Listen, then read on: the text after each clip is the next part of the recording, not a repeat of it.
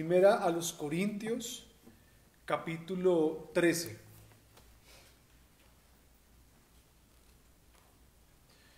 Y es un texto realmente muy importante, es un texto, podríamos decir, bonito, donde el apóstol Pablo nos habla acerca de la importancia del amor, y en lo que vamos a estudiar en esta mañana nos habla acerca de las cualidades del amor, ¿no? De las cualidades del amor. Quiero que por favor me acompañen a leer desde el versículo 1 hasta el versículo 7 allí en nuestras Biblias. Dice así la palabra del Señor, Primera de Corintios, capítulo 13, desde el versículo 1 en adelante. Si yo hablase lenguas humanas y angélicas y no tengo amor, vengo a ser como metal que resuena o címbalo que retiñe. Y si tuviera profecía y entendiese todos los misterios y toda ciencia, y si tuviese toda la fe de tal manera que trasladase los montes y no tengo amor, nada soy. Y si repartiese todos mis bienes para dar de comer a los pobres, y si entregase mi cuerpo para ser quemado y no tengo amor, de nada me sirve. El amor es sufrido, es benigno, el amor no tiene envidia, el amor no es jactancioso, no se envanece, no hace nada indebido, no busca lo suyo, no se irrita, no guarda rencor, no se goza de la injusticia, mas se goza de la verdad.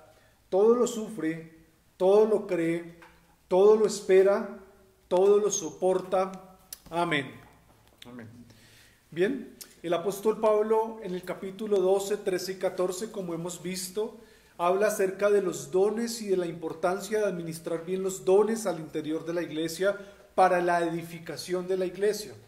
En el capítulo 13, él sigue hablando de los dones, pero habla de un camino más excelente que todo creyente debe tener en cuenta, y es el camino del amor. En el sermón pasado vimos cómo es importante que cada cosa que nosotros hagamos esté permeada de ese amor. Y es interesante que la Biblia no define, no nos da una definición explícita en cuanto al amor. Más bien nosotros vemos las cualidades, vemos la importancia, vemos cómo los distintivos, podríamos decir, las características, las virtudes acerca del amor. De eso nos habla la Biblia, y de una manera implícita nosotros podríamos llegar a una definición bíblica, teniendo en cuenta lo que hablamos la vez pasada. Esta palabra que se traduce aquí como amor es una palabra que no era muy conocida o no era muy usada en el primer siglo por los griegos, por los romanos, y es la palabra ágape. Es diferente a ese amor o a esa palabra que se traduce como eros o fileos. Es la palabra ágape, que nos habla de un amor sacrificial, un amor que entrega, un amor que da. Así que el apóstol nos dice que es importante que nosotros sirvamos, que tengamos, le dice a los corintios, para que los que tenían el primer siglo, que tengan el don de lenguas. Si ustedes van a profetizar, les dijo a ellos, si nosotros vamos a hacer actos de caridad y vamos a ayudar, háganlo con amor, porque o si no, eso sencillamente de nada sirve, dice el apóstol. A partir del versículo 4, después de que nos habla de la importancia del amor en el versículo 1, 2 y 3, a partir del versículo 4 nos empieza a dar unas características, nos empieza a decir cómo se ve ese amor. Ya vimos que es importante, y realmente es muy importante. Ahora el apóstol Pablo dice, ese amor debe cumplir con estas cualidades, y ese es el título del sermón en esta mañana. Cualidades del verdadero amor. De eso vamos a hablar en esta mañana. ¿Cuáles son esas cualidades del verdadero amor bíblico, el cual nos habla el Señor acá? Algunos lo han definido a partir del versículo 4 como las virtudes del amor, las excelencias del amor.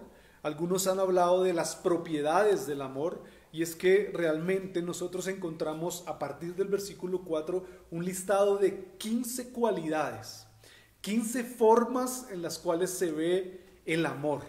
De verdad yo quise abordar estos 4 versículos en un solo sermón, pero me fue imposible. Así que vamos a tener hoy la primera parte, de hoy en 8 la segunda parte, a ver si podemos cubrir las 15 cualidades del amor. Y es que el amor, hermanos, es supremamente importante. Cuando le hacen una pregunta al Señor Jesús en cuanto a cuál es el mandamiento más importante, los fariseos querían tenderle una trampa a Jesús en las últimas semanas de su ministerio y le preguntan: maestro, si usted es un maestro, si usted es una persona que conoce acerca de la ley, queremos preguntarle cuál es el mandamiento más importante. Y Jesús responde en Mateo 22, lo más importante de la ley es amar al Señor. Amen al Señor su Dios con todo su corazón y con toda su alma y con toda su mente. Ese es el primero y el más grande de todos los mandamientos, dice Jesús, amar a Dios. Y el segundo, si ustedes quieren ponerle un orden de importancia, el segundo más importante es semejante: amen a su prójimo como a ustedes mismos. De estos dos mandamientos, dice Jesús, depende toda la ley y los profetas, del amar a Dios y del amar al prójimo. Cuando Jesús enseñó en la última cena, la noche antes de morir, en Juan 3:34, Él les dice a los discípulos algo importante en cuanto al amor. Yo les doy este nuevo mandamiento, que se amen unos a otros. Así como yo los he amado a ustedes, también ustedes deben amarse los unos a los otros. Así que en el ministerio y en la enseñanza del Señor Jesucristo, el amor era un tema bastante importante. Podríamos decir que la Biblia no define lo que es el amor, pero habla de la importancia. Y en estos 4 versículos nos habla acerca de esas cualidades, cómo se ve ese amor. Para Jesús fue importante y Él habló acerca del amor. Y yo sé que cuando estudiemos estas cualidades, vamos a tener que reconocer que estamos lejos de ser creyentes que realmente amemos como debemos amar. Y soy el primero en la lista de decir cuánto nos falta a nosotros para realmente reflejar ese amor. Este estudio que vamos a hacer acerca de las cualidades del amor debería movernos a nosotros a conducirnos mejor. Vamos a verlo y abordarlo de una manera práctica. ¿Cómo se ve el amor en la práctica? Pablo ama a la iglesia de Corintios y en su amor él le escribe estas 2 cartas para corregir. Y este capítulo, dijo un autor, un predicador, es como una flor que sale, que empieza a crecer, una hermosa flor que empieza a crecer en medio de tanto lodo que ha venido echando, por decirlo así, el apóstol Pablo a los hermanos de Corinto. Les ha dicho: esto está mal, ustedes están haciendo mal esto. Todo es como lodo, como barro, decía el predicador. Y esto es como una flor que empieza a salir, algo bonito que empieza a salir en medio de todas esas cosas incorrectas que estaba pasando allí en Corintios. Y es que Pablo habla de que ellos en la iglesia deben crecer en amor.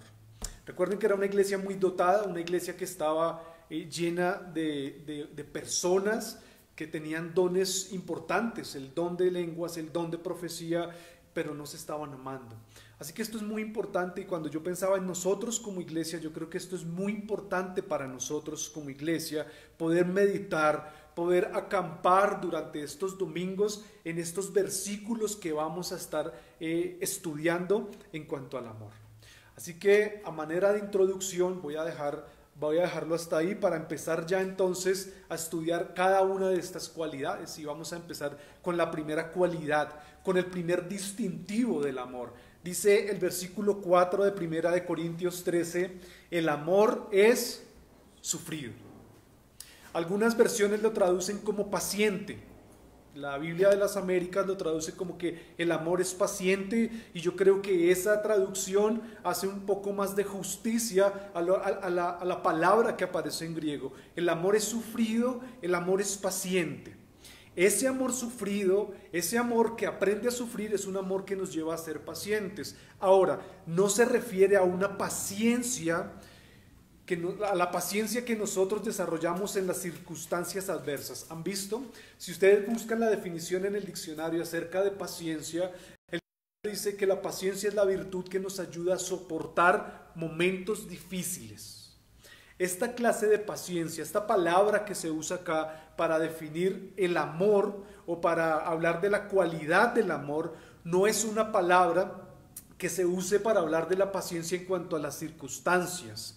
Este amor sufrido, que en otras traducciones, repito, aparece como paciente, nos lleva a soportar no momentos, miren lo interesante, sino a personas difíciles. A personas difíciles.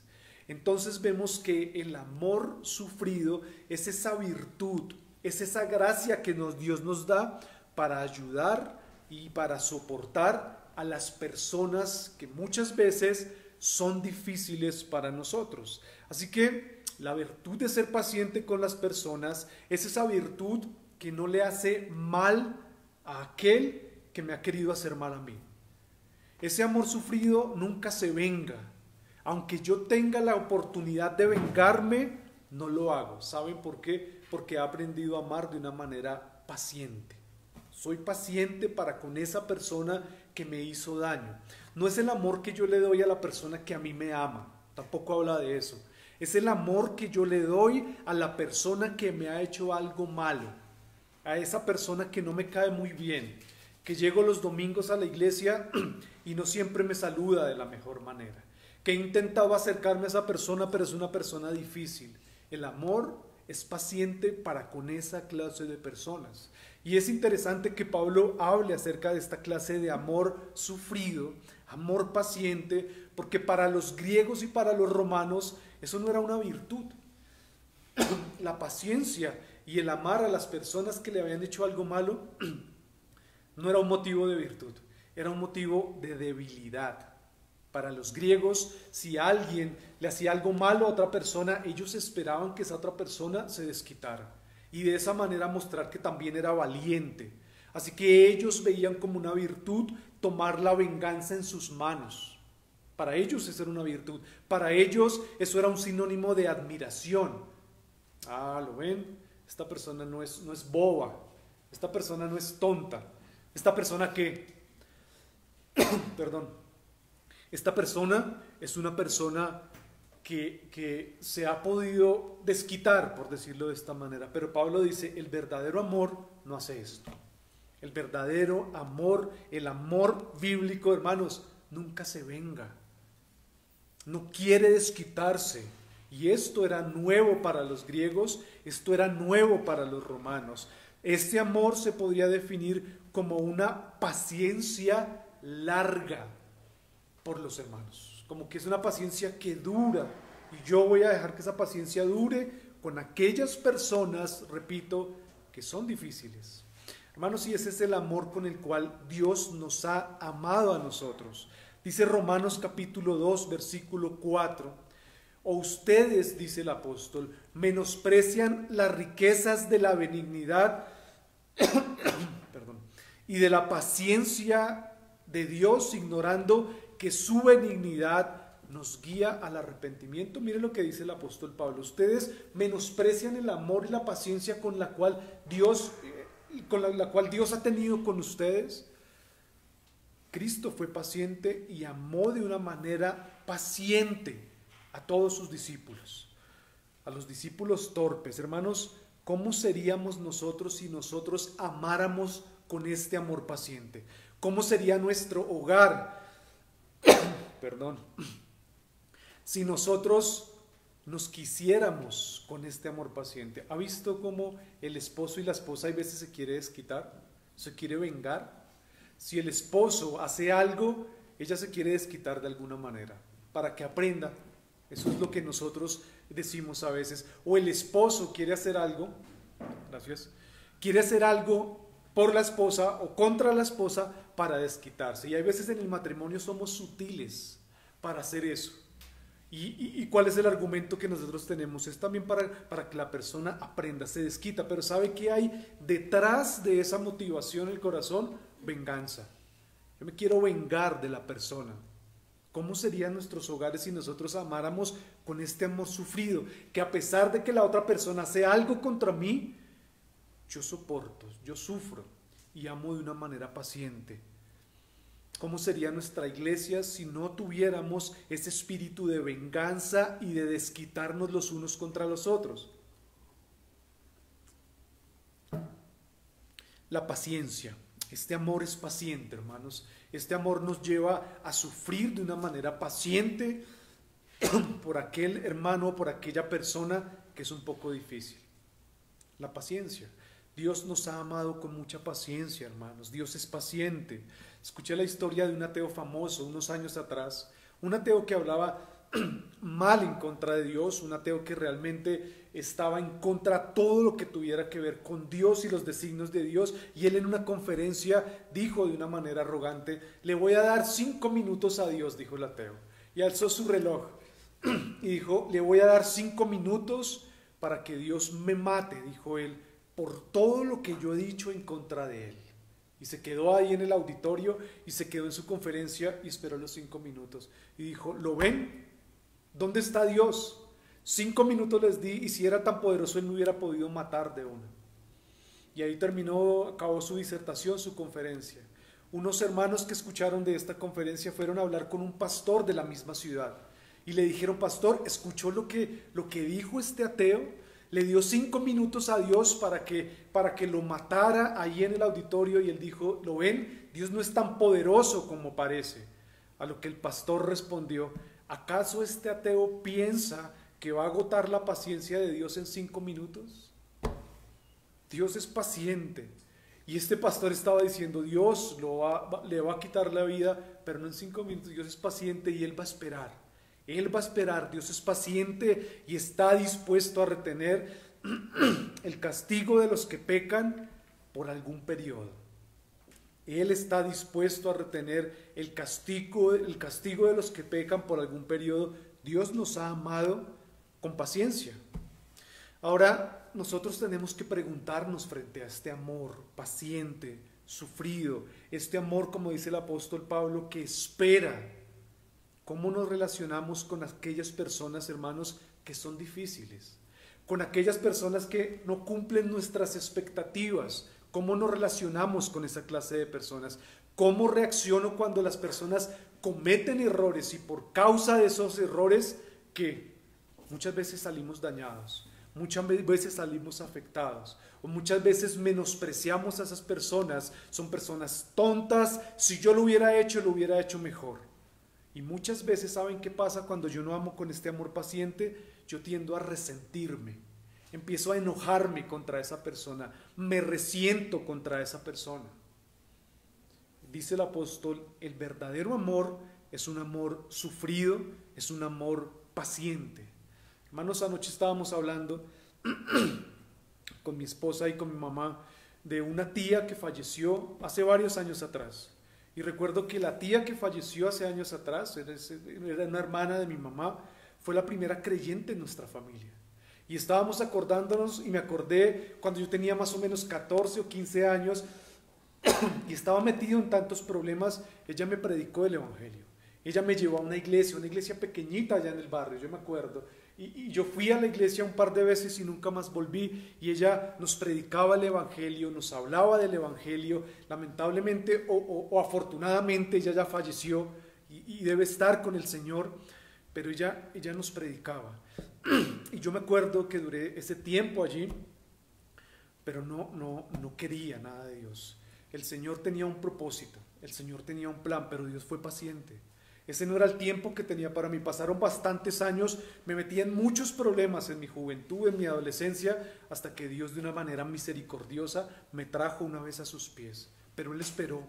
El Señor ha esperado por cada uno de nosotros de una manera paciente. Y hermanos, Dios trata con paciencia a las personas. Moisés, cuando bajó del monte Sinaí y vio que habían hecho un ídolo, ¿cuál es la reacción de Moisés? Él rompe las tablas, pero Dios vuelve a llamar a Moisés y le dice: escriba otra vez, porque a este pueblo yo lo voy a pastorear con un amor paciente. Dice Éxodo 34:6, y pasando Jehová por delante de él, proclamó. Mire lo que dice Moisés cuando Dios lo vuelve a llamar y vuelve a escribir los 10 mandamientos. Dios, tú eres fuerte, eres misericordioso, eres un Dios piadoso, que eres tardo para la ira Eres paciente para airarte y eres grande en misericordia y verdad.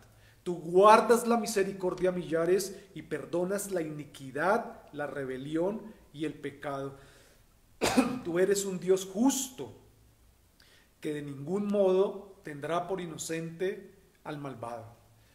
Moisés reconoce que Dios es misericordioso, que es fuerte, que es justo, que castiga pero también perdona la iniquidad y que es paciente.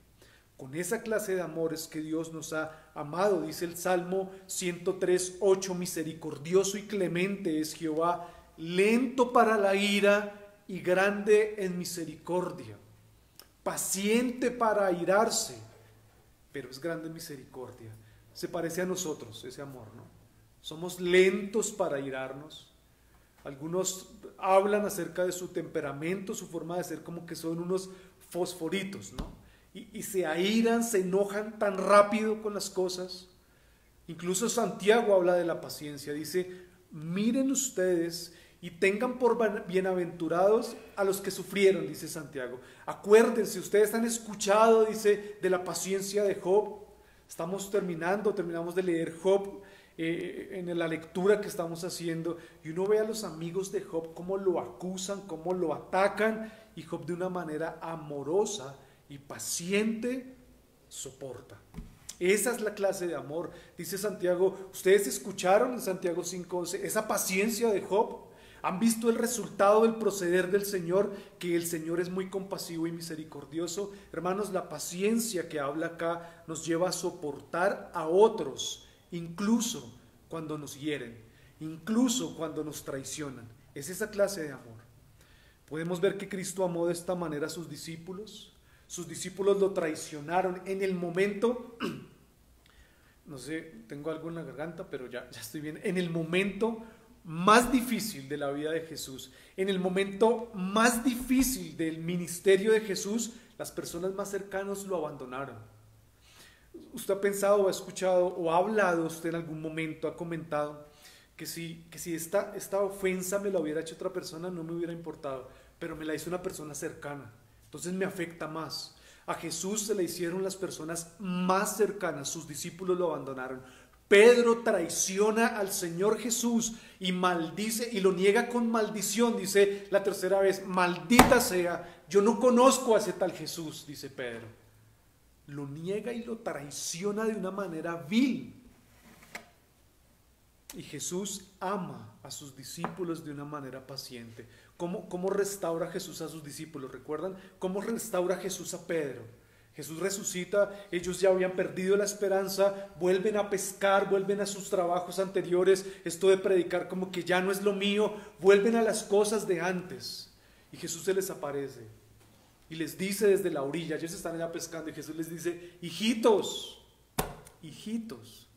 ¿tienen algo de comer? Ellos no lo reconocen, dice Juan, voltea a mirar y les responden no. Y les dice Jesús, echen la red al otro lado para que puedan pescar. Llevaban gran tiempo y no habían pescado nada. Ellos echan la red y la red se llena. Y ellos, está ahí Pedro y está el discípulo, dice ahí que él amaba, Juan estaban ahí y dicen, se volvió a llenar. Entendieron quién los llamaba, es él. Lo volvió a hacer, es el Señor. Pedro le dice Juan, es el Señor, y Pedro dice que se había quitado la ropa para ir a pescar, se vuelve a poner la ropa y se tira al agua para ir donde está él. Y Jesús le dice, Pedro, ¿de verdad me amas? Apacienta mis ovejas. Pedro, ¿en serio me amas? Apacienta mis ovejas. Tercera vez y Pedro se entristece, Señor, tú sabes que te amo. 3 veces le preguntó, 3 veces lo había negado Pedro, tú sabes que te amo, apacienta mis corderos. Jesús restauró, amó de una manera paciente a sus discípulos, hermanos, porque el amor paciente es sufrido y soporta. Ese amor nos lleva entonces a nosotros a soportar y nosotros deberíamos amar de esa manera. ¿Qué tan pacientes somos con nuestros cónyuges? ¿Qué tan pacientes son los que son papás con sus hijos? Yo he visto que papás tratan de una manera despectiva y fuerte a sus hijos, no le toleran una sola falta. ¿Qué tan pacientes somos con nuestros hijos? ¿Qué tan pacientes somos con los hermanos de la iglesia? Somos rápidos para juzgar, somos rápidos para señalar y para criticar. falta un hermano a la iglesia un domingo, 2 domingos, y ya empezamos a señalarlo, ya empezamos a criticar, en vez de preocuparnos y de amar de esa manera paciente, dice el Señor. Debemos nosotros entonces procurar mostrar esa virtud en cuanto al amor paciente. Entonces, lo primero, el amor paciente soporta, el amor paciente espera, pero la segunda cualidad, dice ahí, es benigno. La benignidad y la bondad entonces no solo me lleva a soportar, a aguantar, no solo me lleva a esperar, sino que la benignidad, el verdadero amor, me lleva a hacer algo. Usted puede soportar y dice, está bien, yo voy a ser paciente, voy a respirar profundo con esta persona que me ha afectado, con esta persona que me ha traicionado, pero no se queda ahí el amor. El amor benigno me lleva a hacer algo. Dice la segunda cualidad, es benigno, otras traducciones dicen es bondadoso, y eso nos habla de ese carácter amoroso que yo cultivo, que me lleva a ser considerado, humano, gentil, comprensivo, misericordioso, y nos mueve a hacer algo.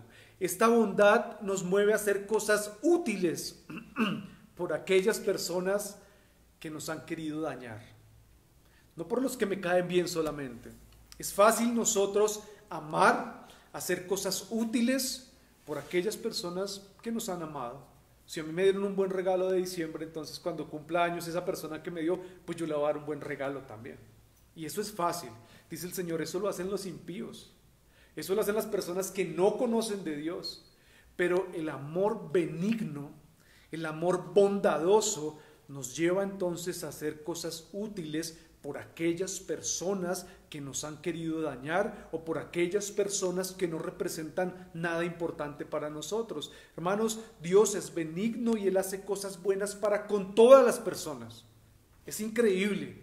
Dios es justo y nosotros a veces pensamos Dios debería castigar, fulminar a estas personas. ¿Recuerdan los discípulos? Cuando ellos fueron a predicar y las personas no se arrepentían, ellos decían, Dios, oramos para que descienda fuego y acabe con ese pueblo que no aceptó. Y Jesús los corrige, Jesús los corrige, les enseña. En Génesis nosotros encontramos que el Señor Jehová, Dios, creó los cielos, la tierra, todo lo que hay lo creó Dios. Y dice en Génesis que el Señor creó y vio que todo era bueno y bueno en gran manera. El Señor creó de una manera bondadosa, o sea, creó para bendecir a la humanidad. Adán y Eva merecían estar en el hermoso huerto del Edén. No lo merecían. No merecían. La gracia de Dios los colocó ahí. La gracia de Dios los bendijo y les dio la oportunidad de gobernar, de multiplicarse, de crecer. El amor y la bondad de Dios da cosas para aquellas personas que no merecen, pero lo hizo Dios porque Él es bondadoso. Dice el Salmo 119, el Señor es bueno, para siempre su misericordia y su fidelidad por todas las generaciones. Así que el Señor da a aquellos que no lo merecen. Él bendice a aquellas personas que no lo merecíamos, siendo enemigos, siendo pecadores. Dios nos bendice, dice Romanos. Y eso es lo que dice el Señor Jesús en Mateo capítulo 4, versículo 43. Quisiera que me acompañaran a ese texto porque quiero que lo leamos juntos. Aquí el Señor habla del amor bondadoso, del amor benigno que nos habla aquí Pablo. Mateo capítulo 4, versículo 43. Si ustedes por favor lo buscan en sus Biblias, quiero que leamos juntos hasta el versículo 48. Dice así la palabra de Dios. Ustedes han oído y a ustedes se les dijo lo siguiente. Mateo 4:43. Amarás a tu prójimo y odiarás a tu enemigo. Así lo interpretaban los judíos la ley. Pero yo les digo algo, dice el Señor. Amen a sus enemigos. Oren por los que los persiguen. ¿Para qué? Mire lo que dice. ¿Para qué nosotros oramos por esas personas que nos persiguen? ¿Para qué nosotros vamos a amar a nuestros enemigos? Mire lo que dice ahí. Para que sean hijos de vuestro Padre que está en los cielos. ¿Por qué? Porque Él hace salir el sol sobre malos y sobre buenos. Él hace llover sobre justos y sobre injustos. Wow. Dice el Señor. Amen porque de esa manera lo hace el Señor. Mateo 5, perdón, dije 4. Sí. Con razón, caras de confundidos yo los veía aquí. Mateo 4. Mateo 5, dije 4 es 5. Mateo 5, 43. El Señor les dice a los discípulos, enseñándole a sus discípulos, ustedes escucharon que deben amar a sus enemigos, amar a su prójimo y odiar a sus enemigos, pero yo les digo, amen a sus enemigos, oren por los que los persiguen, para que así ustedes demuestren que son hijos de vuestro Padre. Porque vuestro Padre, dice el Señor Jesús, hace salir el sol sobre los malos y sobre los buenos, hace llover sobre justos e injustos. Eso hace parte de la bondad de Dios. Mire lo que sigue diciendo, porque si ustedes aman a los que los aman, ¿qué recompensa tienen? ¿No hacen también lo mismo los publicanos? ¿No hacen también lo mismo los impíos? Y si ustedes saludan, mire lo explícito, si ustedes saludan solamente a vuestros hermanos, ¿qué hacéis de más para otros? ¿No hacen también lo mismo los gentiles? Por tanto, versículo 48, Mateo 5, 48, por tanto, sed vosotros perfectos, dice el Señor, como vuestro Padre Celestial es perfecto. ¿En qué contexto está esta exhortación de ser perfectos? En un contexto, en una enseñanza sobre el amor, las perfecciones del amor. Por eso Pablo dice, y ahora yo les muestro un camino más perfecto a ustedes. Los dones son importantes, las actividades que ustedes hacen son importantes, pero les muestro un camino más perfecto, el camino del amor. Y el Señor Jesús dice, sean perfectos como vuestro Padre Celestial es perfecto. ¿De qué habla en cuanto a la perfección aquí? En cuanto a cumplir todas las normas, las leyes, en cuanto a la santidad, en cuanto a ser personas que no cometemos errores, no, en cuanto al amor. En ese contexto está el versículo 48. Amen a estas personas y sean entonces perfectos, como vuestro Padre Celestial es perfecto. Las perfecciones del amor es lo que nos habla 1 Corintios 13 a partir del versículo 4, hermanos. Nosotros entonces deberíamos tener ese amor benigno. Ese amor benigno. Dice el Proverbios 10:12, el odio despierta rencillas, pero el amor cubrirá todas las faltas. Ese amor benigno en el hogar, ese amor benigno en la iglesia, ese amor benigno con nuestros hermanos nos lleva a cubrir las faltas.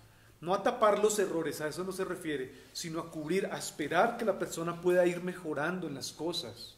Vístanse como escogidos de Dios, dice el apóstol Pablo, santos y amados de entrañable misericordia y de benignidad.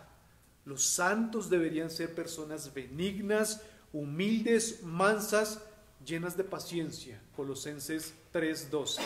Así que nosotros debemos ser amables los unos con los otros, pero sobre todo el énfasis de este amor es que debemos ser amables con aquellos que no son amables con nosotros.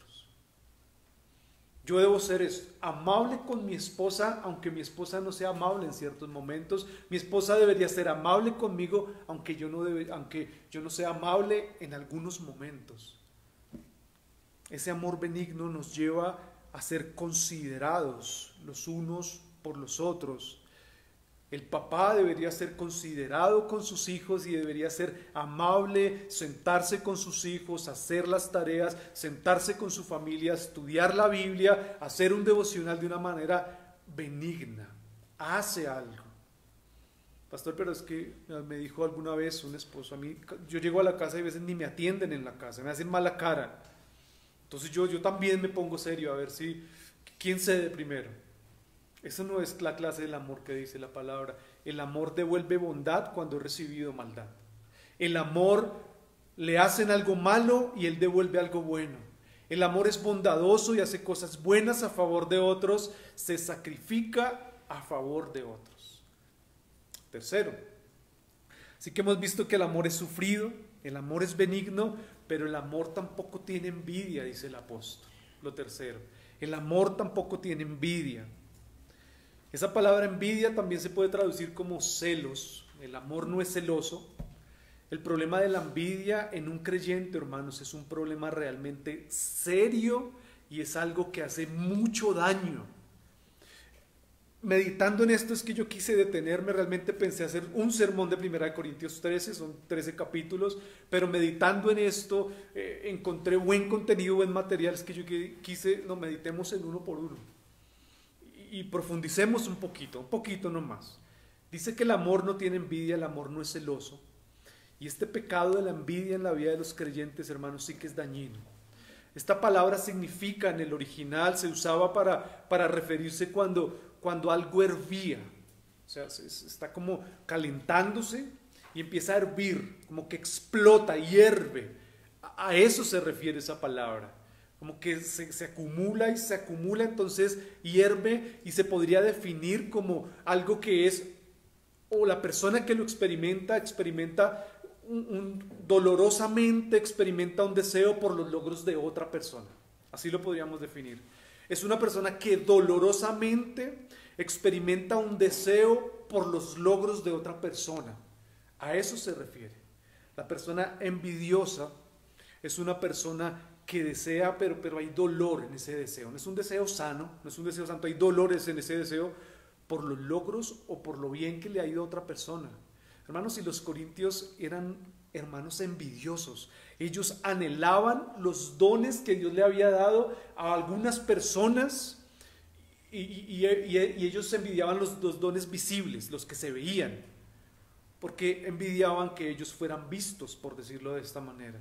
Así que Pablo tiene que hablar de esta clase de amor y dice, hermanos, ustedes no deberían tener esa clase de envidia entre ustedes, porque el amor no tiene envidia, no tiene envidia. El Proverbios 14:30 dice la palabra, el corazón apacible, el corazón tranquilo es vida para nuestra alma. El corazón apacible es vida para nuestra alma. Mas la envidia, dice el proverbio, es carcoma de los huesos. ¿Qué quiere decir? Que la envidia corroe, pudre, daña nuestras almas. Es un pecado letal. Cuando yo permito la envidia, cuando yo no tengo ese amor que no es envidioso. ¿Saben por qué es letal? Porque es un pecado silencioso, no es un pecado escandaloso, nadie lo ve.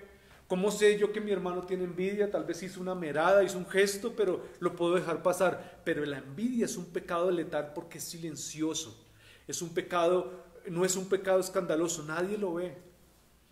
Hermanos, si hay celos dañinos, si hay celos envidiosos, los envidiosos quieren los que otros tienen, pero ¿sabe a dónde lleva este punto? Que no solo quieren lo que otros tienen, sino que envidian y quisieran que esa persona no los tuviera. Es tal el deseo que quisiera que esa persona no tenga lo que Dios le ha dado. Los envidiosos generalmente desean, envidian, si esta persona compró este carro, entonces quién sabe cómo lo consiguió, quién sabe qué hizo, y está lleno de envidia. Hay envidia y hay celos muchas veces al interior de la familia. Hay envidias, hay celos. ¿Han visto los papás que hablan acerca de sus hijos y empiezan a envidiar y empiezan a hablar mal de la otra familia porque hay envidia? Quiero lo que la otra persona tiene, quiero lo que a esa familia Dios le ha dado. Incluso podemos experimentar, y cuando yo decía que era el primero, uno puede experimentar celos o envidia con algunos ministerios, con algunos predicadores. Sí, la envidia no solo quiere, sino que no quiere que los otros lo tengan. El problema de la envidia no es que el reflector deje de alumbrar sobre la persona, el problema es que alumbra sobre otro. El envidioso no quiere que alumbre sobre nadie. Si no es para mí, no es para nadie. La envidia es un pecado que nos lleva a codiciar y a desear que las otras personas entonces no tengan lo que tienen. Nos puede pasar de muchas maneras, pero cuando el amor ve a otros que les va bien, el verdadero amor se goza. Cuando el amor ve que otros prosperan, que a otro Dios los usa, el verdadero amor se goza. Pablo lo experimentó en Filipenses. Él estaba en la cárcel, recuerden, en Roma, estaba preso. Él escribe a los de Filipos una carta, la carta a los filipenses, y en el capítulo 1 él les dice, mira, he escuchado que aquí en Roma, donde yo estoy preso, se han levantado nuevos predicadores. Hay algunos jóvenes que están ahí predicando, pero ellos predican por contienda y por vanagloria. Ellos predican porque quieren poner más aflicción a la aflicción que yo tengo ahorita, dice Pablo. Ellos predican y tienen como una actitud fea para servir a Dios. Y he escuchado que están cuestionando mi ministerio. Y Pablo responde a esto. Él no tenía envidia. Dice, sea por contienda o por vanagloria, yo me gozo y me gozaré porque la verdad de Cristo está siendo predicada, dice Pablo. Tal vez tengan una motivación incorrecta. Me he dado cuenta que lo están haciendo, pero yo me gozo y me gozaré porque la verdad de Cristo, sea por contienda o por vanagloria, está siendo predicada. Pablo amaba sin envidia, amaba y se gozaba. Y si hay nuevas personas que están saliendo adelante, gloria a Dios por eso, dice Pablo. Y es que la envidia es un pecado que nosotros vemos en toda la Biblia. Por ejemplo, en Génesis. Uno de los primeros pecados que nosotros encontramos en la Biblia es por causa de la envidia. Caín estuvo lleno de envidia porque Dios aceptó el sacrificio que Abel, su hermano, ofreció. ¿Qué quiere decir? A su hermano le estaba yendo mejor, su hermano acepta la ofrenda de su hermano y Caín se llenó de envidia. Pero ¿saben qué es lo grave y por qué decía que este pecado es letal? Porque la envidia no solo lo llevó a resentirse, sino que la envidia lo llevó a matar a su hermano. Caín mató a Abel por envidioso. Así que el pecado de la envidia nunca se sacia con quedarse ahí nomás, siempre nos va a llevar a algo más. Terminó matando a ese hermano. Los hermanos de José, ¿qué sintieron los hermanos de José? Envidia contra José. José era el más querido por su papá le hace una túnica de colores especial y José era un poco creído también, pero sus hermanos llenas de envidia, ¿qué planearon? Quisieron matarlo. Y terminaron vendiéndolo a unos mercaderes de otro país, de otra ciudad, otro país que venían ahí. Y ese pecado siempre nos lleva a otros pecados. Si yo no mortifico ese pecado ahí, si yo no me arrepiento de ese pecado, me va a llevar a otros pecados siempre. La envidia es un pecado dañino. El Proverbios 27:4 dice, cruel es la ira, impetuoso el furor, mas ¿quién podrá sostenerse delante de la envidia? O sea, la ira es un pecado fuerte, es algo dañino, es impetuoso, puede afectar. Pero ¿quién se puede sostener delante de la envidia? Dice el proverbio. La envidia, dijo un autor, es odio sin cura, porque está ahí guardado. Al menos cuando yo me airo, yo saco lo que tengo, pero la envidia es odio sin cura, está ahí.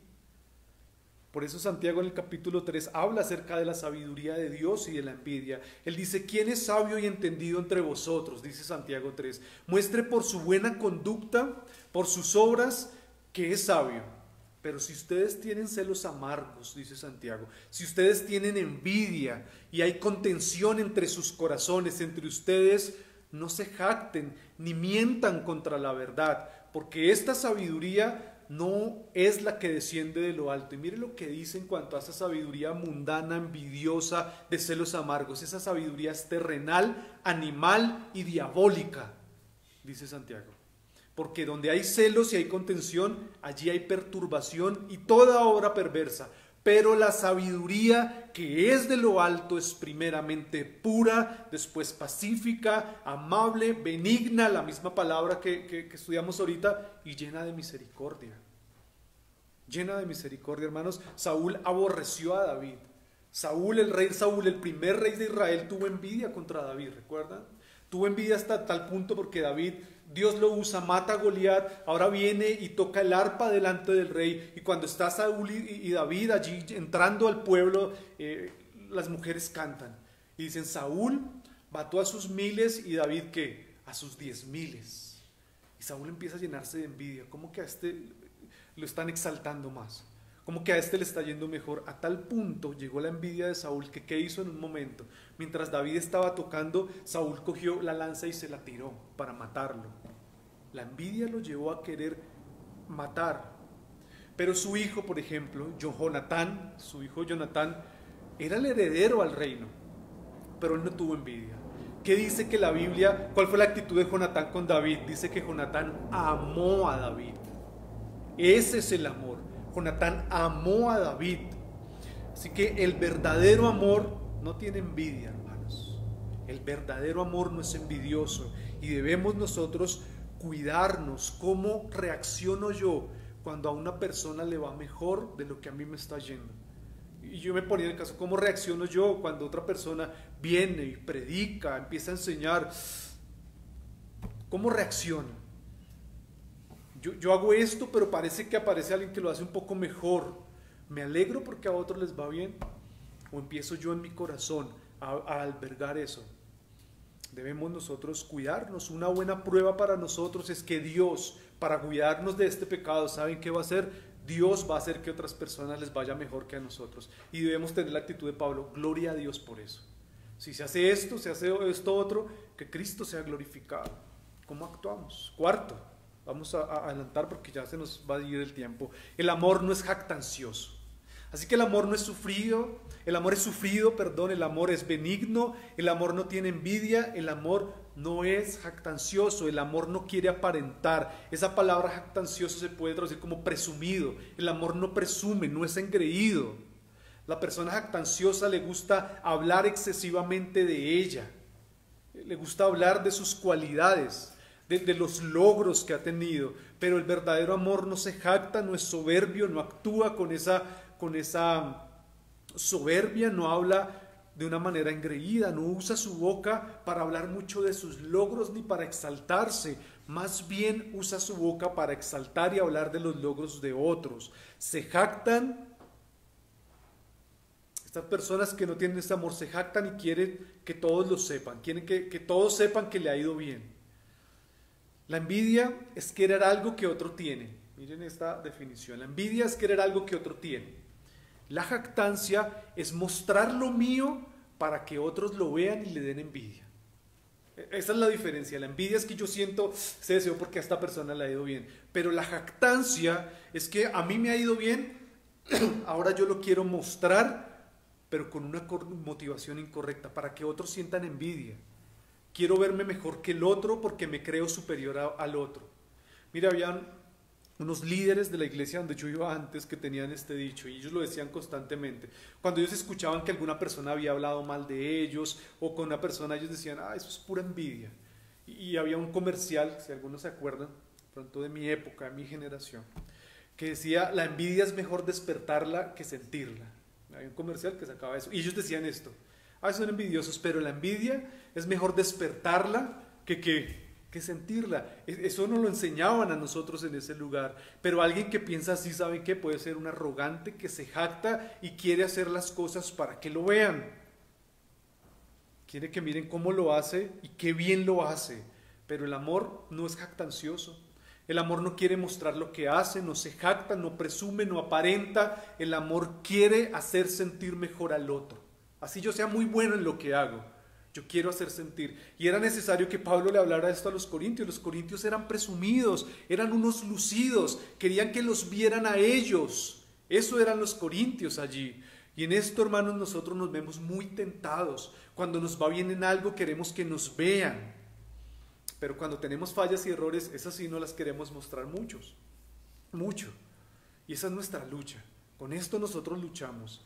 Quiero que otros me vean. Y el pecado de la jactancia es que quiero que sientan envidia. Y esto es un doble pecado. Estoy siendo jactancioso, pero también quiero aparte que me vean. Y quiero hacer sentir a la otra persona envidia. Cristo en su ministerio no se gloría. Él dice, yo he venido para que glorifiquen al Padre. Yo he venido para que le den gloria al Padre, dijo Jesús. Él retrocede cuando a él lo querían adular. Él hacía milagros, sanaba personas y él decía, pero no le cuente a nadie. No es el tiempo, no se lo cuente a nadie. Se parece a nosotros cuando hacemos algo bien, ¿no? Y tenemos las redes sociales ahí cerca para que lo vean. Cristo vino para que el Padre fuera glorificado, buscaba la gloria del Padre. Así que el verdadero amor no es presumido, no aparenta, no es engreído. Quinto y último, y vamos a dejarlo hasta ahí, el amor no se envanece. No se envanece. No es jactancioso, pero tampoco se envanece. Ese envanece es que no es arrogante. Ese envanece es que no trata con desprecio a los demás, no está lleno de orgullo. Esta palabra que aparece allí como envanece es una palabra que nos habla acerca de que como si una bolsa estuviera llena de aire, como que se hincha. El amor no se llena de él mismo, no se hincha. Y los corintios se habían envanecido. ¿Recuerdan Pablo cómo aborda a los corintios? Quisiera que fuéramos en nuestras Biblias, por favor, a Corintios, allí donde estamos, al capítulo 4, porque Pablo habla acerca del envanecimiento. Él habla acerca de esto. Estos hermanos de Corintios se habían envanecido, y en Proverbios capítulo 4 él les tiene que explicar acerca de por qué se jactan, por qué ustedes son de Apolos y el otro de Pablo y el otro es de Cefas, de Pedro, por qué se han envanecido. Capítulo 4 versículo 1 ahí en Primera de Corintios dice: así pues, téngannos ustedes como servidores de Cristo y administradores de los servicios, no como grandes hombres de Dios, no, somos servidores, dice el apóstol Pablo. Y en el versículo 6 les dice: pero esto, hermanos, lo he presentado como ejemplo en mí y en Apolos. ¿Ven? Dice, o sea, yo soy un servidor, Apolos es otro, por amor de vosotros, para que en nosotros aprendáis a no pensar más de lo que está escrito. No piensen más de lo que se ha escrito, no sea que por causa de uno os envanezcáis unos con otros. Ahí aparece la palabra. Porque ¿quién te distingue?, dice el apóstol. ¿O qué tienes que no hayas recibido? Y si lo recibiste, ¿por qué te glorías como si no lo hubieras recibido? ¿Qué tienen ustedes que no hayan sido dado por Dios? Y si lo recibieron, entonces, ¿por qué se enorgullecen? Versículo 5, capítulo 5, versículo 2. Y vosotros estáis, ¿qué? Envanecidos. Ustedes deberían amonestar a aquella persona que está con inmoralidad sexual dentro de la iglesia, pero como ustedes se han envanecido, no están haciendo nada allí. Capítulo 8, versículo 1. En cuanto a lo sacrificado a los ídolos, sabemos que todos tenemos conocimiento. Miren lo que dice, 8.1. El conocimiento que envanece, pero el amor edifica. Ustedes están llenos de conocimientos y de dones, pero están envanecidos porque no están amando. Eso es lo que dice el apóstol. Esta iglesia de Corintio necesitaban entender el significado del verdadero amor que no se envanece. El verdadero amor que no se jacta. Escuché la historia de William Carey, el gran predicador, el gran misionero inglés que fue a hacer muchas misiones. Algunos han hablado de William Carey como uno de los hombres más importantes en cuanto a la lingüística. Dicen algunos, él fue un lingüista como ningún otro. Tradujo la Biblia a muchos idiomas para que las personas conocieran acerca del consejo de Dios. Un gran misionero. ¿Y saben cómo empezó William Carey el tema de las misiones? Él empezó reparando zapatos. Era un zapatero. Y mientras él reparaba zapatos en su trabajo secular, estudiaba la Biblia e iba traduciendo la Biblia a otros idiomas. Iba a hacer misiones y volvía a su trabajo reparando zapatos. Cuenta uno de los biógrafos que en una cena una vez, después de que él ya se dedicó solo a las misiones, ya empezó a hacer que el reino de Dios avanzara, se hizo una cena allí en Inglaterra, una cena con personas importantes. ¿Han visto esas cenas de personas importantes donde quieren a veces aparentar unos con otros? Y se hacen ciertos comentarios. Invitaron al gran misionero William Carey, y un hombre, para hacerlo quedar mal, para hacerlo quedar en ridículo, en una de las conversaciones donde habían varias personas, le preguntó a William Carey: así que usted empezó su ministerio fabricando zapatos, señor William Carey. A lo que William Carey respondió: no empecé haciendo zapatos, simplemente los reparaba. Era un simple reparador de zapatos, y ahí el Señor fue llevando. El amor, hermanos, no se jacta, el amor no se envanece, no quiere aparentar. Dice el Proverbios 11.2, cuando viene la soberbia viene también la deshonra, cuando viene el orgullo, mas con los humildes está la sabiduría. Antes del quebrantamiento es la altivez de espíritu, siempre. Así que el amor no es soberbio, el amor no es orgulloso. Aquel que se envanece, hermanos, quiere pelear, pero la sabiduría humilde siempre busca reconciliar. El amor quiere reconciliar. El amor, hermanos, dijo otro autor, el amor no tiene una cabeza grande, el amor tiene un corazón grande. No está lleno solo de conocimiento, no tiene una cabeza grande, el amor tiene un corazón grande. Juan el Bautista sabía que entre menos él fuera reconocido, mucho mejor, que conozcan a Cristo. Es necesario que yo mengue, dijo Juan, y que él crezca, y que el Señor crezca. El amor es paciente para con los demás, es sufrido, el amor es benigno, es bondadoso, el amor no tiene envidia, el amor no es jactancioso, el amor no es presumido, no es engreído, no se envanece porque no se cree superior, no trata con desprecio a los demás. Hermanos, y cuando vamos estudiando esto, yo sé que estamos un poco lejos de esa verdad. Nos confrontamos al ver esto, por eso nosotros necesitamos a Cristo. Alguien dijo, ponga la palabra Cristo en cada una de estas definiciones del amor. Cristo es sufrido, Cristo es benigno, Cristo no tiene envidia, Cristo no es jactancioso, Cristo no se envanece, etcétera, etcétera. Cristo. Necesitamos a Cristo, hermanos. Necesitamos correr a Cristo, necesitamos como pecadores redimidos venir a Él para que Él nos ayude. Y usted que está fuera de Cristo, usted que no ha conocido a Dios y no ha experimentado el amor, difícilmente va a poder dar de esta clase de amor si no ha venido a Cristo. Así que yo quiero que oremos y pedirle a usted que le ore hoy a Cristo para que Él sea ayudándonos, para que Él nos mueva como iglesia en medio de todas nuestras falencias, a la luz de esto, para que podamos amar de una mejor manera. Oremos. Padre, te agradecemos, Señor, por tu palabra. Gracias por Cristo y el amor que Cristo ha tenido para cada uno de nosotros. Señor, enséñanos, fortalécenos en cuanto a estas verdades. Te suplico que tú muevas a tu iglesia, Señor, para que con una actitud humilde podamos reconocer lo que nos falta por mejorar, Señor. El tiempo que vamos a necesitar para hacerlo, pero muévenos para amar verdaderamente. Y que estos distintivos, estas cualidades, Padre, poco a poco, por el obrar de tu Espíritu Santo, puedan ser manifiestos en nuestro carácter, Señor. Te necesitamos. Tú nos has amado con ese amor paciente, benigno, con ese amor que nos ha traído, Señor Dios, hacia ti. Ayúdanos, Padre, a no envanecernos, a no jactarnos y a poder estar centrados en ti. Mira que te lo pedimos, Señor, en el nombre de Jesús. Amén. Amén. Bien, muchas gracias al Señor por este tiempo, gracias a cada uno de los que pudimos estar conectados. Quiera el Señor ayudarnos para que podamos crecer como iglesia en el amor. Los corintios necesitaban crecer en el amor, que nosotros seamos contados como aquellos que nos esforzamos para crecer en cuanto a ese amor, y en esto vamos a estar meditando. Hermanos, Dios los bendiga, quedamos despedidos, un abrazo a la distancia y muchas bendiciones.